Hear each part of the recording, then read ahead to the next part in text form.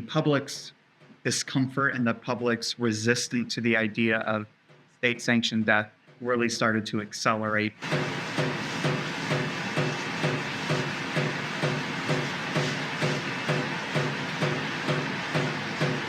Move the nation into taking a stronger stance against the state having the right to kill a human being.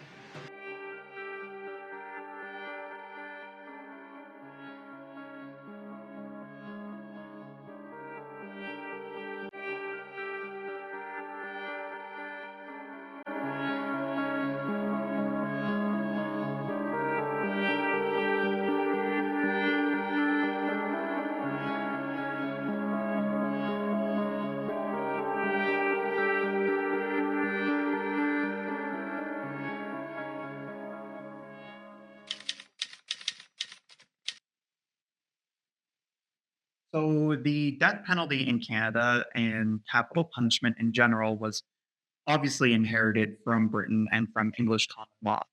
And capital punishment itself was, I guess, the cornerstone of Canada's justice system from its very inception. Early on, numerous offenses could result in the death penalty, be it murder, treason, or even rape. But as we move out of the 1800s and into the 20th century, the public's discomfort and the public's resistance to the idea of state-sanctioned death really started to accelerate and propel and move the nation into taking a stronger stance against the state having the right to kill a human being. Has the jury reached a verdict? We have, Your Honor. How does the jury find? We find the defendants incredibly guilty.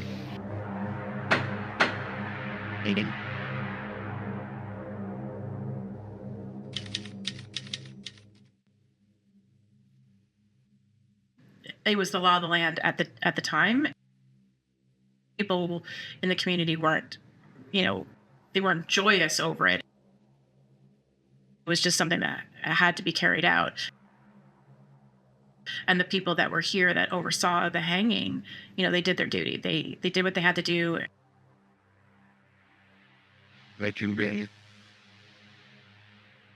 There are also people who are very much pro-life, and there are people who were pro-justice. So there was quite a divide in the community. There was quite a lot of disruption in what people were thinking about at the time, much as there is still about capital punishment today.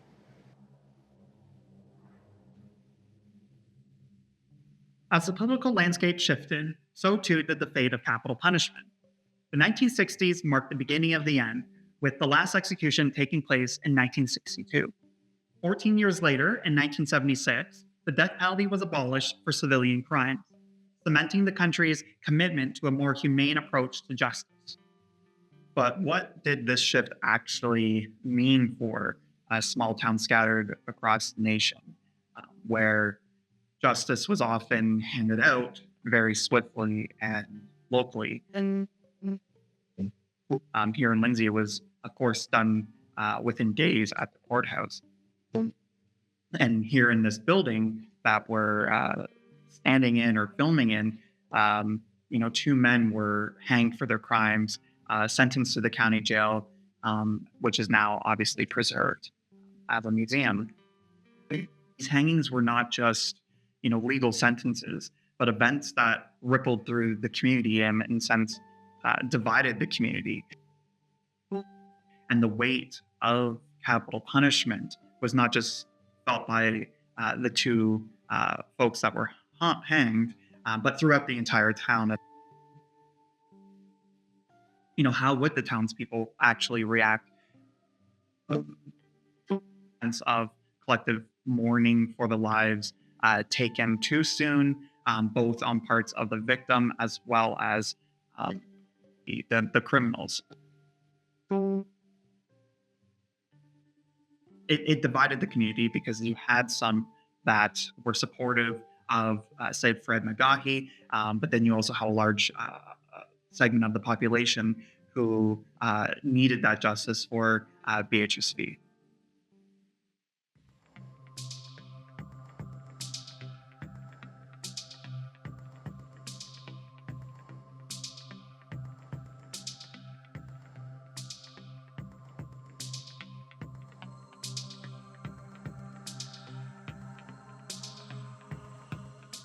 So today, the jail obviously stands as a stark reminder of a different time. And this would have been a time when the rule of law was both swift and irreversible. This museum now preserves the stories of those who lived, those who died within these walls, offering us a window into a past that continues to challenge our understanding of justice and humanity. And I guess that's the most exciting part is learning about this in a way that's not through a textbook, but actual through human loss and human suffering. This jail, like many others, was not just a place of confinement, it was a world unto itself. A lot of people didn't know what was going on in the jails unless you had a reporter come in and describing it in the local paper. And these prisoners had their own routines, their own rhythms that dictated the lives of themselves and others within the walls that was unbeknownst to the public. And for the population that found themselves on the wrong side of the jail's iron bars, but on the good side of the jailer, daily life in this prison could be very structured and very productive.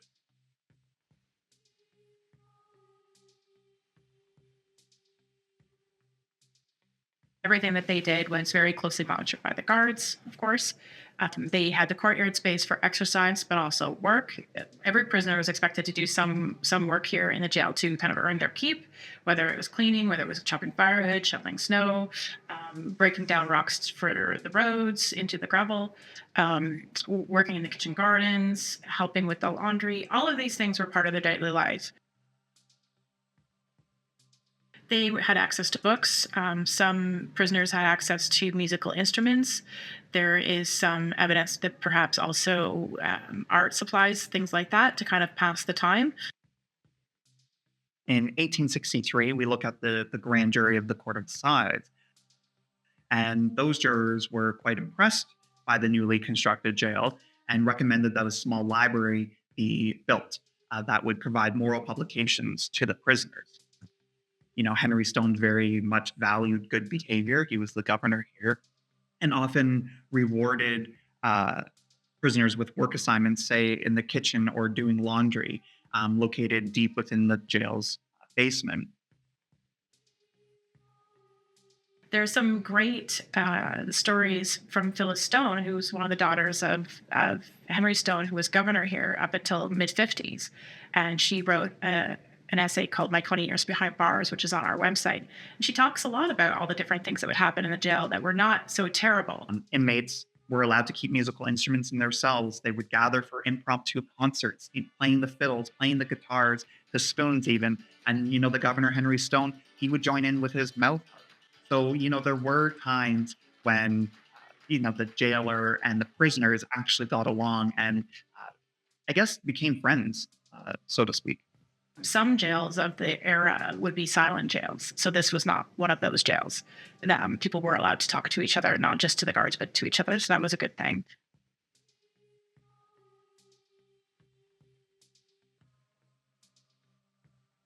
Yet, even as these activities brought some of those comforts to prisoners, the presence of those gallows was a constant reminder of the finality that awaited some who were in here for those heavy crimes, those horrible crimes such as murder or rape. And now we're moving into the 20th century, the 1900s, when the Victoria County Jail stood as this formidable institution in the heart of Kawartha Lakes. Among those who faced this ultimate judgment was a man named Fred McGahey.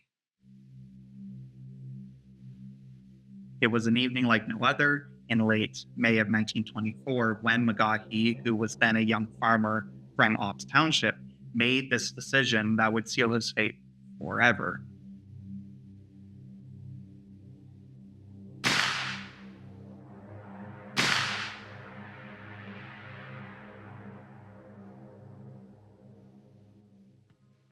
So when we're looking at the small rural countryside of Ops Township, Beatrice Fee, was 19 years old at the time, and she was mortally wounded by 2 gunshots and a victim of Fred's violent outbursts in that car that night.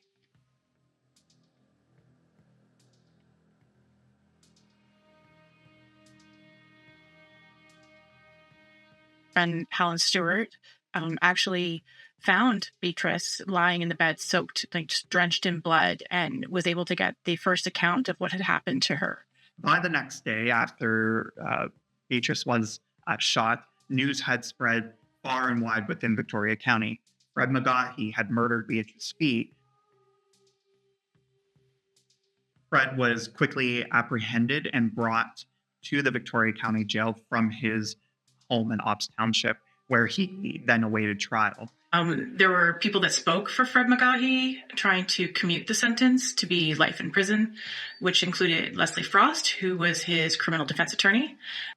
Fred McGahey's trial drew widespread attention, not just because of the crime that he committed, but also due to the involvement of Leslie Frost, who at the time, in 1924, was a rising legal star, who would later become in 1949 the Premier of Ontario. And during the trial, Frost argued that Fred was suffering from severe mental illness, known then as catatonic dementia praecox, a condition that he claimed, that Leslie Frost claimed, rendered McGahey not criminally responsible for his acts.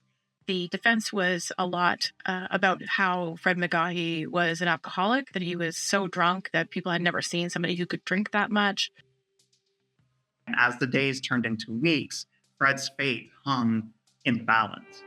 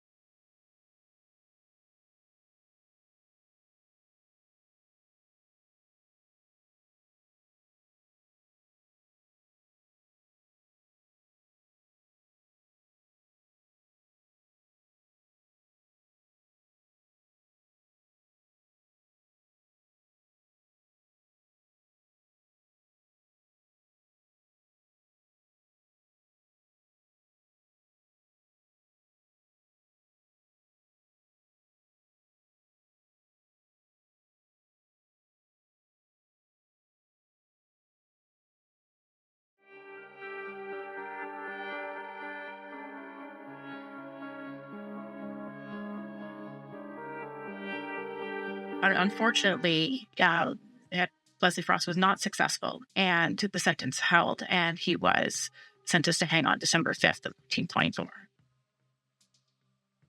think he was resigned. I think he knew where he was at in his life, and from the reading from the trials and the pretrial submissions and the witness statements, I think that he knew it was coming. He knew that he had done a great wrong thing, and that was his punishment. So I think he just resigned to it and accepted it.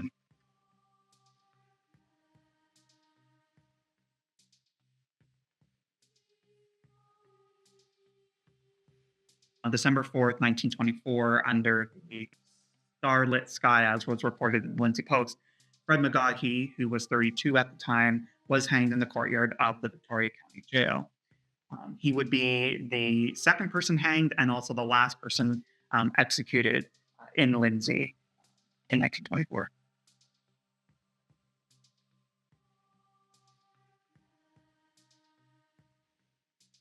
Today, the memory of Beatrice Fee, as well as Fred McGahey, still lingers in the fields and the roads around Kawartha Lakes. The events of that fateful night continue to sort of echo and serves as a reminder of the devastating consequences of mental illness, of substance abuse, and of violence. And Fred's story is not just a tale of punishment, but also a time where folks can reflect and look at the complexities of the human condition and the harsh realities of life in the early 20th century. While Beatrice Fee's tragic story, caused by the actions of Fred McGaughey, would become a lasting chapter in the history of Kawartha Lakes, it was not the first time that the small town of Lindsay was kind of rocked with violent crime that would end in the ultimate punishment. Nearly 50 years earlier, in 1872, another man would become infamous, I guess, in this town, and his name was David Nesbitt.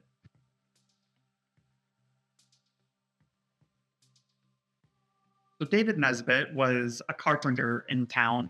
He was known as someone who had a fondness for the drink, and he became entangled in this somewhat turbulent relationship with a woman named Sarah Alice Hopwood.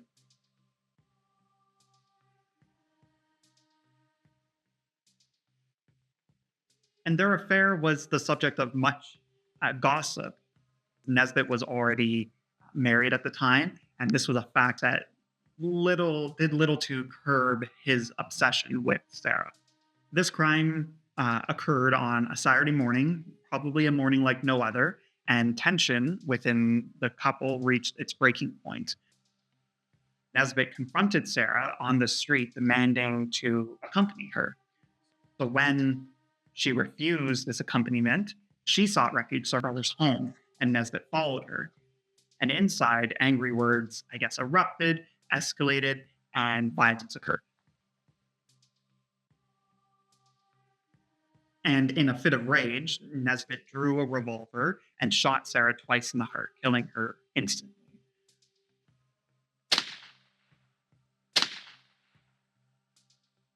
Sarah's niece witnessed the murder, and the townspeople who came after the commotion saw Nesbitt lying beside her lifeless body.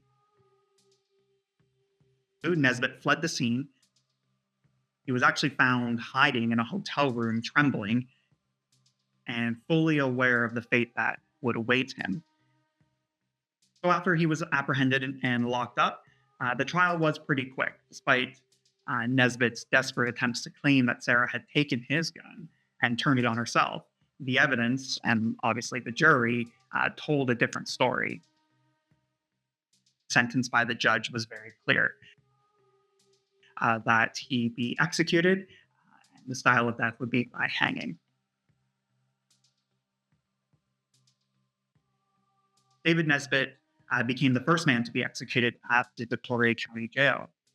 The event, of course, sent shockwaves through the community, both as a reminder of the severity of the law and as a stark reflection of the darkness that can reside within human hearts. Remember, this was the very first execution that would have taken place here in Lindsay, only 10 years after the jail first opened. Nesbitt's demeanor remained unnervingly calm. He refused to acknowledge the gravity of the situation, of what he did, dismissing the efforts of the clergy. Nesbitt continued to assert his innocence, and he even went so far as to make outlandish accusations against several of his neighbors, several of his friends, and even just general townspeople for even assuming that he would commit such a crime. On the morning of his execution, David Nesbitt walked to the scaffold with a firm, unshaken demeanor. His steps were measured, his gaze steady. To the small gathering of officials and onlookers, he declared in a very clear, unwavering, staunch voice his innocence, insisting that Sarah Alice Hopwood had taken her own life. In his final moments, Nesbitt's defiance did not waver. He knelt on the scaffolding, which was erected right here behind me. His eyes were hard and unyielding, even as the Reverend Mitchell read from the 51st Psalms and Reverend Murray offered a final prayer. As the words, "Thy will be done," were spoken, the executioner drew the bolt, sending Nesbitt into eternity. Nesbitt's body was left hanging there for about half an hour, and was eventually cut down and placed in a coffin by the coroner.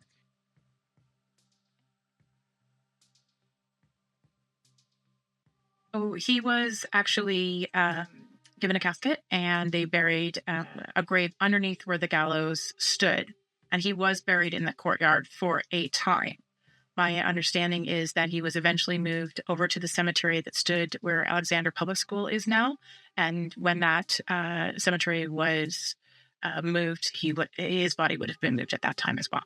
So he was here, but is not here currently. Are there any bodies currently sitting in the courtyard of this jail? To my knowledge, there is not. We've done extensive archaeological digs in all of the places that would have been reasonable for there to have been bodies. And that's not saying that there were never bodies here. There were. We do have evidence that there were bodies at one time, but they were moved. Nothing was found. So with all of that trenching and all of that digging, if there were any bodies left here, they would have been found by now. We're quite confident that everybody has been moved. The final execution of David Nesbitt, the first to take place within the walls of the Victoria County Jail, served as the grim reminder of the finality of justice in that era in the late 19th century. Yet even in his death, Nesbitt's story did not end. His insistence on his innocence, his unrepentant last words, and the circumstances surrounding his crime continued to haunt the community long after the gallows had been dismantled. These stories of Nesbitt and McGaughey and countless others who have stayed in the jail are woven into the very fabric of this town, their lives and their deeds echoing throughout the years. We're still talking about it in 2024. So the Victoria County Jail, now a museum, stands as that testament to a time when the law was absolute and justice was often as final as that noose that awaited those who were condemned.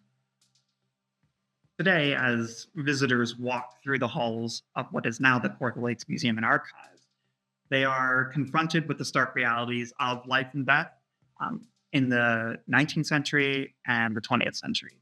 And the stories of those who passed through these walls, like David Nesbitt, like Fred McGaughey, and the countless women and children and other men, are preserved not only as a testament to the past, but also as a reflection on the enduring questions of justice, the questions of morality, and the questions and thoughts about human conditions.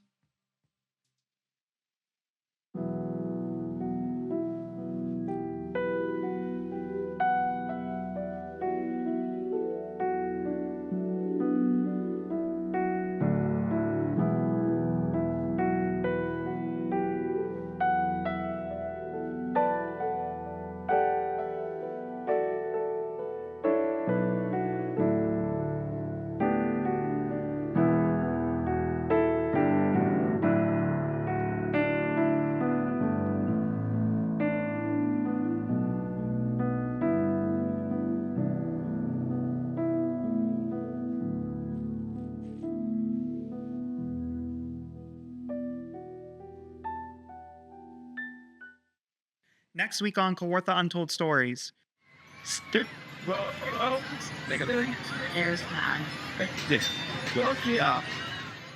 We dive into the heart of Kawartha Lakes' oldest traditions, the Lindsay Central Exhibition and the Kinmount Fair. These fairs have been gathering places for generations, bringing together the best of rural life, a celebration of agriculture, community, and local heritage.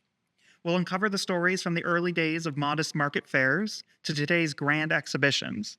It's not just about the fun and the games, it's about its history, pride, and the spirit of the community. Join us next week as we explore the legacy of these iconic events and how they continue to shape Kawartha Lakes.